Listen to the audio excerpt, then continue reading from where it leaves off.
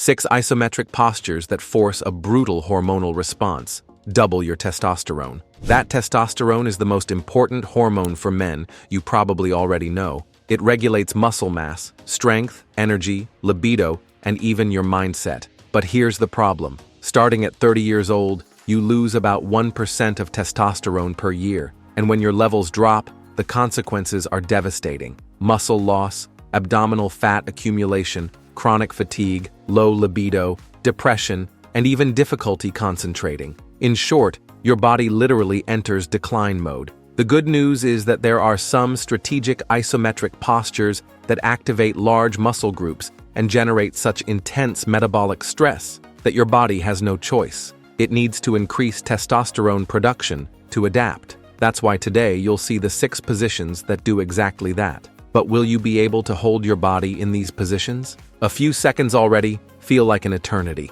Exercise number 6, single leg isometric glute bridge. This exercise is a true hormonal production machine, and there's a scientific reason for that. The gluteus maximus is the largest muscle in the human body, and when you activate it intensely in a sustained isometric contraction, you're sending a powerful signal to your endocrine system. Large muscles under intense work demand large amounts of energy and adaptation, and your body responds with a hormonal cascade that includes significant increases in testosterone and growth hormone. The unilateral version makes everything even more brutal. Besides the gluteus maximus, you intensely recruit the spinal erectors, the complete posterior chain, the core, and even hip stabilizers like the gluteus medius and deep rotators. Working one side at a time doubles the total time under tension and eliminates compensations your body would love to make. To execute correctly, lie on your back with knees bent and feet planted on the floor. Lift one leg extended, keeping hips aligned. Now push the floor with the heel of the supporting leg and raise your hips until forming a straight line from shoulders to knees. Squeeze the glute with maximum force and hold. Your hips should be perfectly level, without rotation or tilt. The secret is maintaining constant tension. Don't let the hips drop even an inch. Breathe normally, but keep the abdomen contracted to protect the lower back. The extended leg should stay aligned with the torso. A common mistake is letting the hips rotate toward the side of the supporting leg. Another is arching the lower back too much, trying to elevate the hips beyond necessary. Focus on squeezing the glute, not hyperextending the spine. Many people also relax in the middle of the set, which completely eliminates the hormonal benefit. Start with 3 sets of 30 to 45 seconds per leg. As you progress, increase to 60 seconds. Rest 90 seconds between sets. This is not an exercise to be done quickly. Time under tension is precisely what forces the hormonal response. Contraindications include recent injuries to the hip, knee, or lower back. If you feel pain in the supporting knee, place a cushion under it. People with herniated discs should consult a professional before executing. Exercise number 5, L-sit. The L-sit, also known as L-sit, is an isometric posture that comes from Olympic gymnastics and became a favorite among high-level athletes for a simple reason. It destroys you in seconds and forces a brutal adaptation from the body. This position demands that practically your entire body work simultaneously, creating a massive metabolic demand that triggers testosterone production. This exercise primarily targets the entire core, including rectus abdominis, obliques, and the transverse abdominis. The hip flexors work intensely to keep the legs elevated. The shoulders, especially the anterior deltoids and serratus anterior, are recruited to keep the body suspended. Even the triceps come into action with force. It's a full-body muscular recruitment. To execute, sit on the floor with legs extended forward. Place your hands on the floor beside your hips, fingers pointing forward. Press your hands against the floor forcefully and lift your entire body, keeping legs straight and parallel to the ground. Shoulders should be depressed, away from ears. The key is keeping arms completely extended and pushing the floor with maximum force. Don't let shoulders rise. Toe tips should be pointed and legs active, not relaxed. The gaze goes forward, not down. If you're a beginner, start with the bent knee version, still challenging but accessible. Do 3 to 4 sets of 15 to 30 seconds. Intermediate practitioners can try 30 to 45 seconds with extended legs. Rest 2 minutes between sets. This exercise depletes the nervous system quickly. The most common mistake is bending the elbows, which removes all intensity from the shoulders. Another is letting legs drop below horizontal. Many beginners also strain too much with the neck, contracting muscles that should be relaxed. Keep the neck neutral. People with injuries to shoulders, wrists, or hip flexors should use caution. If you feel pain in the wrists, you can use parallels or supports that elevate the hands. Avoid if you have shoulder impingement syndrome without first strengthening the musculature. Exercise number 4, Isometric mountain climber. You probably know the dynamic mountain climber, that intense cardiovascular exercise. But the isometric version is a completely different beast. Holding the mountain climber position simultaneously activates the core, shoulders, quadriceps, and even deep stabilizers you didn't know existed. This combination of large and small muscles working together creates a metabolic stress that your body interprets as, I need to get stronger and fast. The core is the main target, but not just the front part. The obliques work to prevent rotation, the spinal erectors keep the lower back neutral, and the transverse abdominis acts as a natural belt. The anterior deltoids and serratus anterior hold your weight. The quadriceps of the back leg keep the knee extended. It's a full-body effort. To execute correctly, start in high plank position with hands directly under shoulders. Bring one knee toward the chest, as if taking a step. Now stop and hold that position. The front knee stays close to the chest, while the back leg remains completely extended. Hips stay low, aligned with the body. Keep hands firm on the floor, actively pushing against the ground. Shoulders should be away from ears. The core needs to be maximally contracted, as if you were about to receive a punch to the stomach. The back leg stays active, not relaxed. Do 3 sets of 20 to 40 seconds per leg. When you can hold 40 seconds with perfect form, increase to 4 sets. Rest between sets should be 60 to 90 seconds. You'll feel the burn faster than you imagine. A devastating mistake is raising the hips too high, transforming the exercise into a strange version of downward dog. Another is letting shoulders collapse forward. Many people also relax the back leg, which eliminates half the muscular work. Keep everything active, everything tense. Avoid this exercise if you have acute injuries to wrists or shoulders. People with hip flexor problems may feel discomfort in the front leg. If your lower back starts to arch excessively, it's a sign that your core is failing and you should stop. Before we continue, don't forget to subscribe to the channel. Having constant access to science-based information is what will make you progress with health in the long term in the bodybuilding world. Exercise number 3, bear plank. The bear plank seems simple until you try it. This position, with knees hovering a few inches from the floor, creates absurd tension in muscles that normally don't work in such an integrated way. The result? A powerful signal to your hormonal system that changes need to happen. This posture forces the core, shoulders, and quadriceps to work in brutal synergy. The core is absolutely hammered in this position. The entire abdominal wall, from the rectus to the obliques and transverse, works to keep the spine stable. The spinal erectors prevent you from collapsing.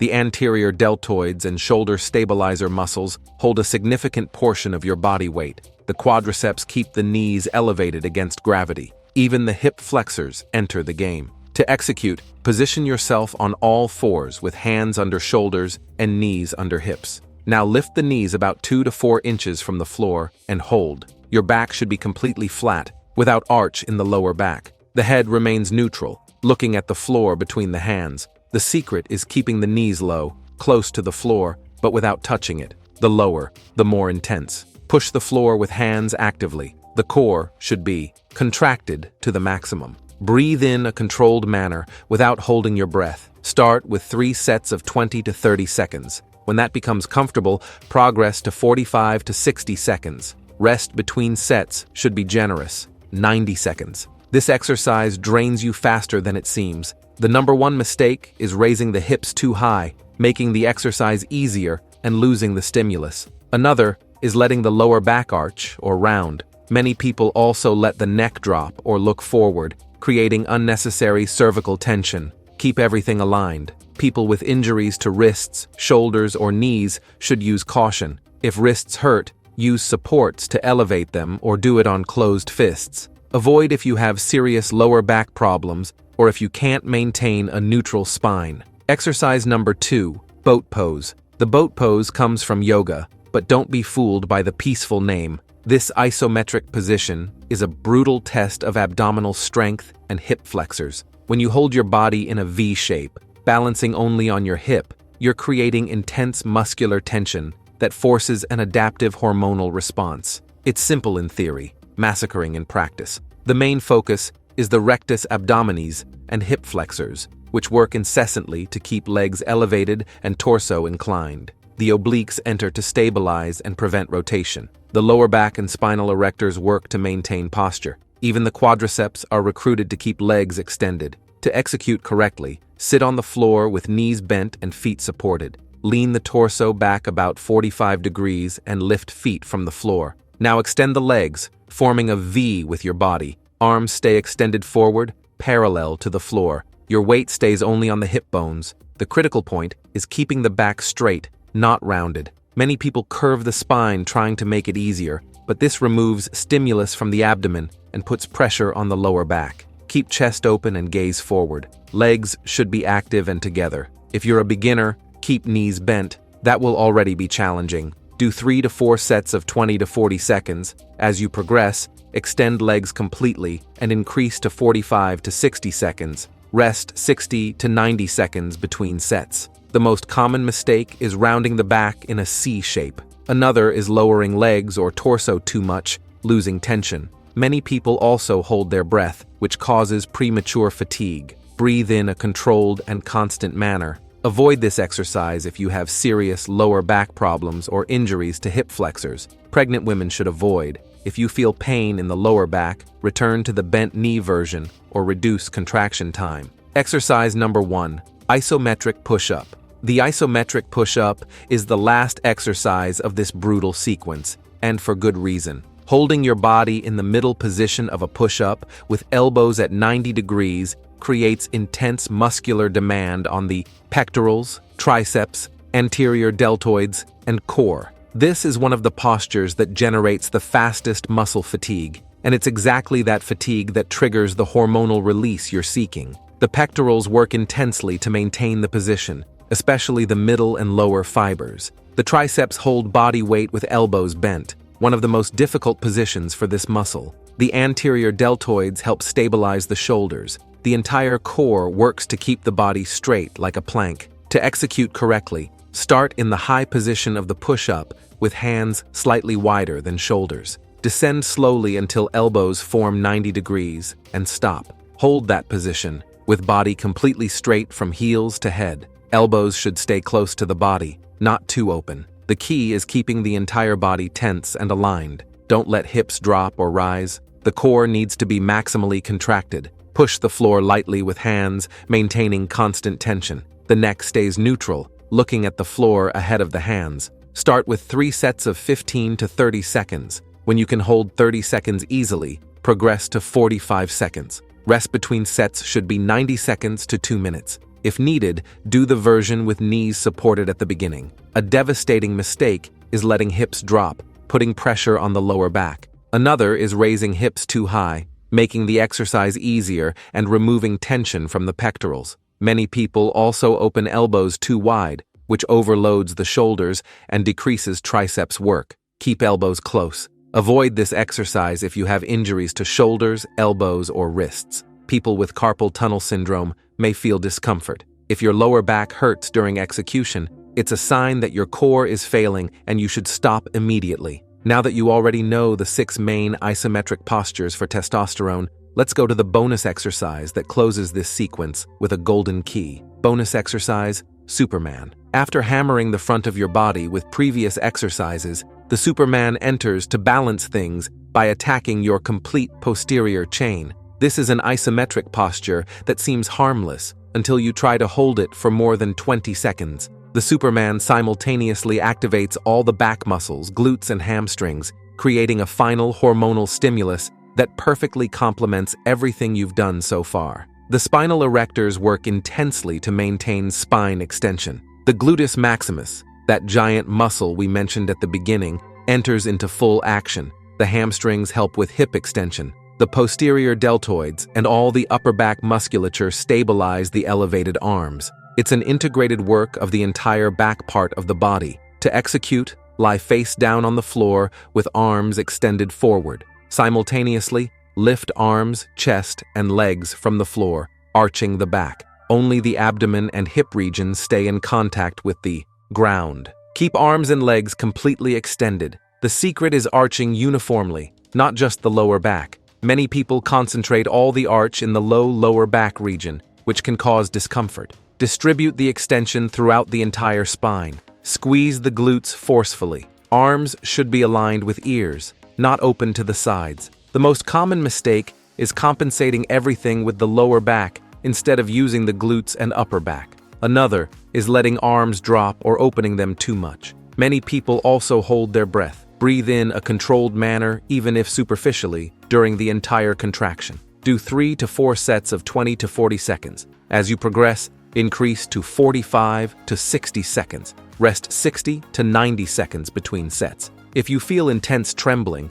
it's a sign you're doing it right and generating the necessary stimulus. People with serious lower back problems should avoid or do a modified version, lifting only arms or only legs. Pregnant women should not do this exercise. If you feel sharp pain in the lower back, stop immediately and consult a professional. If you think you have weak legs and would like to discover also 6 isometric postures focused on changing your entire lower body, we left a video appearing right now on the screen showing each one of them better. Don't fail to check it out. Thank you for watching until here, and may God bless you, my friend.